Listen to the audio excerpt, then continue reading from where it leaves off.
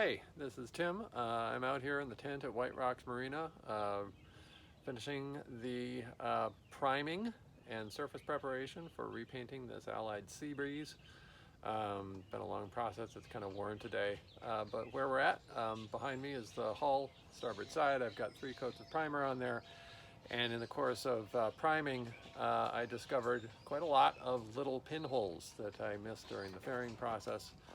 When the hull was kind of a combination of fiberglass and the original green gel coat.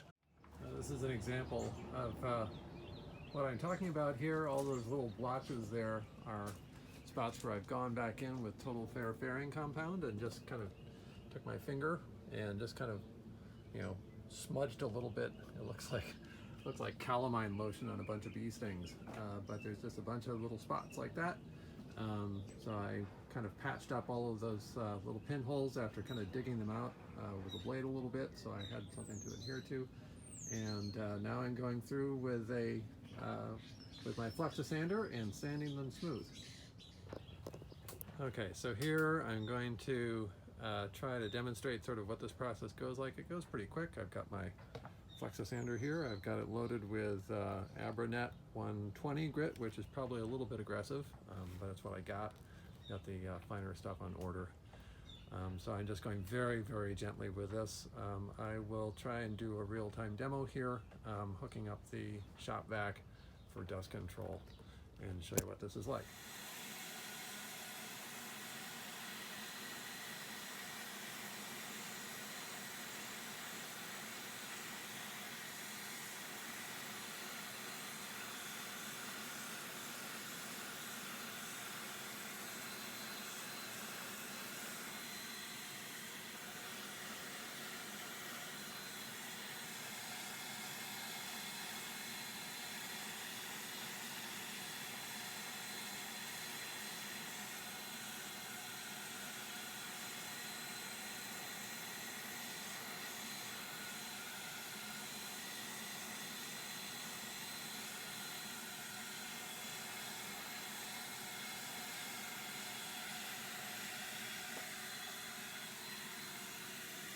This is kind of what I try to end up with.